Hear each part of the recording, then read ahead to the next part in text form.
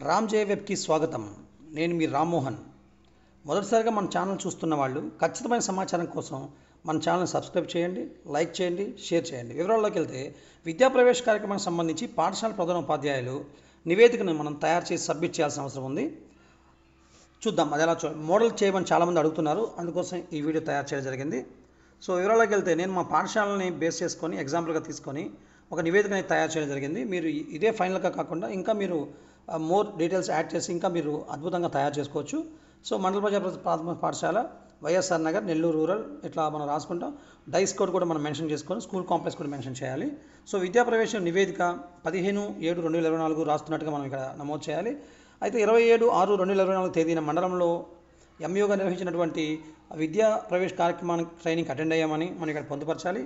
అదేవిధంగా అంటే మనం 27వ తేదీ నుంచి జూలై 20వ తేదీ వరకు కూడా మనం ఏమైతే కార్యకలాపాలు చేస్తూ ఉన్నామో అవన్నీ కూడా మనం ఇక్కడ పొందుపరచాలి ఒక డాక్యుమెంటేషన్ రూపంలో. అయితే విద్యా ప్రవేశం 1లో చాలామంది డేటాను సబ్మిట్ చేయడానికి టైం సరిపోలేదని అడిగారు. అందుకని ఆ డేటా వివరాలు కూడా మనం రెండు క్రోడీకరించుకొని మనం ఈ నివేదిక తయారు చేయడం జరిగింది. 28/6/2024 తేదీన గత 5 సంవత్సరాల డేటాని అంటే 2018-19 నుంచి 2022-23 వరకు కూడా నమోదు డేటాను సేకరించి ఉపాధ్యాయులతో చర్చించి విశ్లేషించామని, అలాగే వాటిలో 2022-23 విద్యా సంవత్సరం నాటికి పాఠశాల రోజులు ఎక్కువగా ఉన్నట్లు గుర్తించి అప్పుడు మా పాఠశాల 297గా ఉండింది.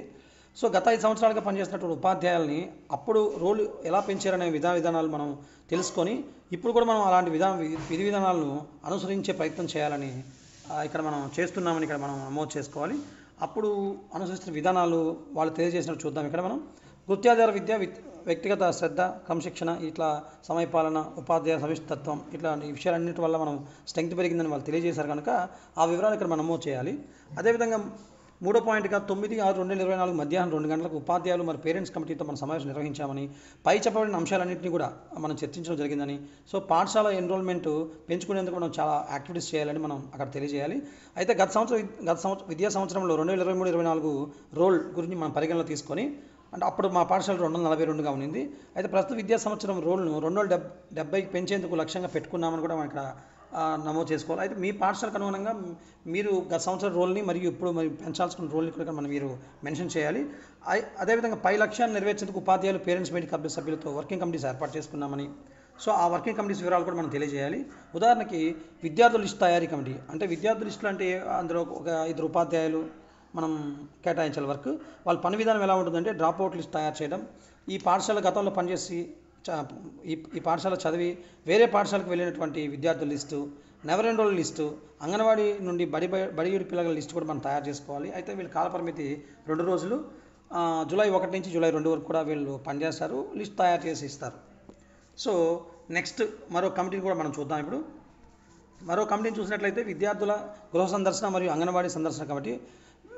దీనికి కూడా ఒక 2 లేక 3 ఉపాధ్యాయులను మనం కేటాయించుకోవాలి. అలాగే పేరెంట్స్, యాక్టివ్ పేరెంట్స్ మెంబర్స్ని కూడా మనం ఇక్కడ తీసుకోవాలి, పేరెంట్ కమిటీ మెంబర్స్ని. అయితే వాళ్ళ పని విధానం ఎలా ఉంటుందంటే గృహ సందర్శన చేసి తల్లిదండ్రులను మోటివేట్ చేసి వాళ్ళ పిల్లలు మన పాఠశాలలో చేర్పించేందుకు ఆహ్వానించడం. కాలపరిమితి జూలై 1 నుంచి జూలై 20 వరకు కూడా మనం ఇక్కడ మెన్షన్ చేసుకోవాలి. అలాగే మరో కమిటీ చూసినట్లయితే పాఠశాల ముస్తాబు మేళా నిర్వహణ కమిటీ. సభ్యులు 3 నుంచి 4 మనం కేటాయించుకోవాలి. అలాగే పేరెంట్స్ నుంచి కూడా మనం ఒక 3 సభ్యులను కేటాయించుకోవాలి. సో వాళ్ళ పని విధానం ఎలా ఉంటుందంటే పాఠశాల ముస్తాబు చేయడం, టీఎల్ఎం మేళా, సంస్థ మేళా, పిల్లలకు తల్లిదండ్రులకు వివిధ పోటీల నిర్వహణ, అభినందన, భోజన ఏర్పాట్లు, ఇంకా రకరకాల యాక్టివిటీస్ మనం కూడా అక్కడ చేసుకోవచ్చు. మన పాఠశాలలో ఉన్నటువంటి మౌలిక వసతులు కూడా మనం చూపించి తల్లిదండ్రులు, పిల్లలను కూడా మనం అట్రాక్ట్ చేసే విధంగా మనం ఆ మేళా నిర్వహించుకుంటాం. అయితే నిర్వహణ తేదీ మా పాఠశాలలో జూలై 9గా మేము నిర్ధారించుకున్నాం, తనకు అనుగుణంగా మేము నిర్వహించాం. సో మరో కమిటీ ఆహ్వాన కమిటీ. ఇక్కడ కూడా ఒక 2-3 ఉపాధ్యాయుల పేర్లు, ఎస్ఎంసీ సభ్యుల పేర్లు కూడా మనం ఇక్కడ తీసుకోవచ్చు. అయితే పిల్లలను, తల్లిదండ్రులు, గ్రామస్తులను, పెద్దలను ఆహ్వానించడం. అయితే సమయం మేళాకు 2 రోజుల ముందుగా మనం ఆహ్వానం పంపించాలి. మరో కమిటీ చూసినట్లయితే సోషల్ మీడియా కమిటీ. సభ్యుల పేర్లు కూడా మనం మెన్షన్ చేయాలి. ఇద్దరు ఉపాధ్యాయుల పేర్లు, యాక్టివ్ ఎస్ఎంసీ మెంబర్స్ కూడా మనం ఇక్కడ తీసుకోవచ్చు. వాళ్ళ పని విధానం ఎలా ఉంటుందంటే ఆ పేర్లు ఇక్కడ రాసుకోవాలి మనం. విద్యా ప్రవేశం గురించి, పాఠశాల గురించి పోస్టుల తయారీ, వివిధ మాధ్యమాల్లో పంపడం, అవసరమైన చోట అతికించడం ఇలా చేయాలి. వాళ్ళ కాలపరిమితి జూలై 1 నుంచి జూలై 20 వరకు ఉంటుంది.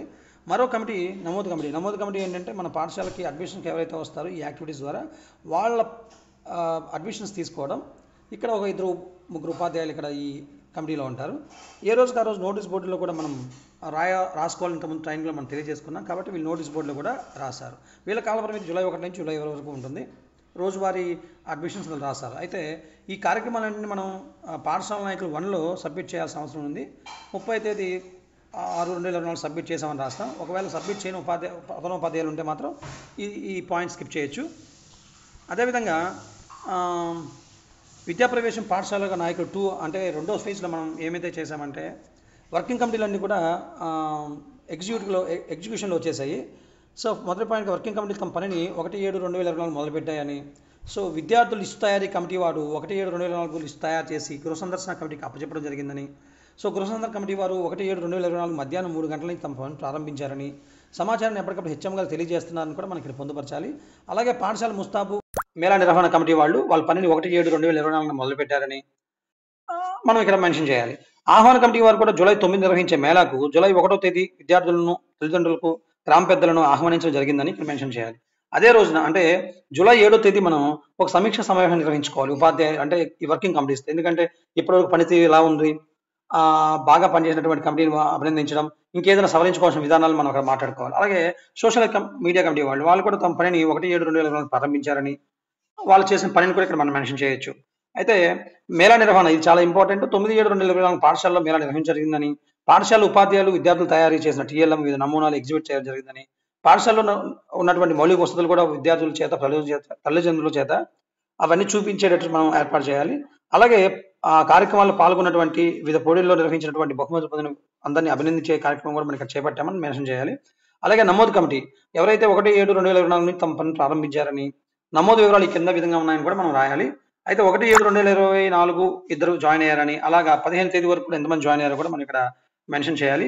అయితే 15వ తేదీన మనం సమీక్ష సమావేశం నిర్వహించుకోవాలి. ఎందుకంటే ఈ 15 రోజులు మనం ఎలా వర్క్ చేసాము, ఆ సమీక్ష ఎలా అంటే ఏ వర్కింగ్ కమిటీస్ ఎలా వర్క్ చేయాలి, ఎంత స్ట్రెంగ్త్ ఇంప్రూవ్ అయింది, ఇంకెంత ఇంప్రూవ్ చేసుకోవాల్సిన అవసరం ఉందని. ఎందుకంటే మనం 15వ తేదీ తర్వాత కూడా ఒక 5 రోజుల పాటు ఈ కార్యక్రమాలు నిర్వహించాలి. సో ఈ వివరాలన్నీ కూడా మనం ఒక డాక్యుమెంటేషన్ రూపంలో నివేదికను దీక్ష యాప్లో సబ్మిట్ చేయడం జరిగిందని కూడా మనం ఇక్కడ మెన్షన్ చేయాలి. అయితే దీనికి సంబంధించిన ఎవిడెన్సెస్ కూడా మనం ఇక్కడ పొందుపరిచే క్రమంలో ఫొటోస్, వివిధ రకాల photos, parents committee, SMC committee సమావేశ ఫొటోస్, గృహ సందర్శన కమిటీలు, ఇలా సంబంధించినటువంటి మనం ఫొటోస్ అన్ని కూడా మనం మేళా నిర్వహణ ఫోటో, పోస్టర్స్, నమోదు ఫోటో, సమీక్ష సమావేశ ఫోటో ఇవన్నీ మనం మెన్షన్ చేయాలి. అయితే ఈ డాక్యుమెంటేషన్ ఒక పీడిఎఫ్ రూపంలో మనం తయారు చేసుకొని తర్వాత యాప్లో నమోదు చేయాలి. యాప్లోకి వెళ్ళినట్లయితే మనకి ఇక్కడ ప్రోగ్రామ్స్లోకి వెళ్ళి ఇంతకుముందు చెప్పినట్లుగా విద్యాప్రవేశంలోకి వెళ్ళి విద్యాప్రవేశం 2లోకి వెళ్ళి ఇక టాస్క్ డేస్లోకి వెళ్ళి మ్యాండేటరీ అంటే ఇప్పుడు మనం కేవలం 15వ తేదీ సబ్మిట్ చేయాల్సిన అంశాలు మాత్రం ఇక్కడ సబ్మిట్ చేయాలి నివేదికని. ఇన్ ప్రోగ్రెస్లోకి వచ్చి మనం కంప్లీట్ చేసి కంప్లీట్ ఆప్షన్ ఎంచుకొని యాడ్ ఫైల్స్లోకి వెళ్ళి ఇట్లా షేర్ చేస్తామని చేసి అటాచ్ ఫైల్స్లోకి వెళ్ళి ఫైల్స్లోకి వెళ్తాం. ఫైల్స్లోకి వెళ్ళి మనం ఆ ఫైల్ ఎక్కడ ఉందో తీసుకొచ్చుకొని మనం ఇక్కడ సపోజ్ నేను ఇక్కడ ఫైల్ విద్యాప్రవేశ నివేదిక ఎంబీపీఎస్ వైఎస్ఆర్ నగర్ అని నేను చెప్పాను కాబట్టి ఇక్కడ చూడండి కింద ఆల్రెడీ ఆ ఫైల్ కూడా అటాచ్ అయింది. మనం అటాచ్ ఫైల్స్ అనగానే కింద అటాచ్ ఫైల్స్ అనగానే ఆటోమేటిక్గా సబ్మిట్ అయిపోతుంది. ఇప్పుడు ఇంకా నేను సబ్మిట్ చేయకూడదు కనుక ఇప్పుడు నేను సబ్మిట్ చేయలేదు మిత్రులారా, నేను రిమూవ్ చేస్తున్నాను. ఈ విధంగా మనం ఆ ఫైల్ని సబ్మిట్ చేయాలి 15వ తేదీ రోజు. గుర్తుంచుకోండి మిత్రులారా, 15వ తేదీ మాత్రమే. ఆ తర్వాత 20వ తేదీ సంబంధించి కూడా మీకు డాక్యుమెంట్ నేను ఒక ఓన్లీ 1 పేజ్ డాక్యుమెంట్ కూడా నేను మీకు తదుపరి వీడియోలో మీకు తెలియజేస్తాను. ధన్యవాదాలు.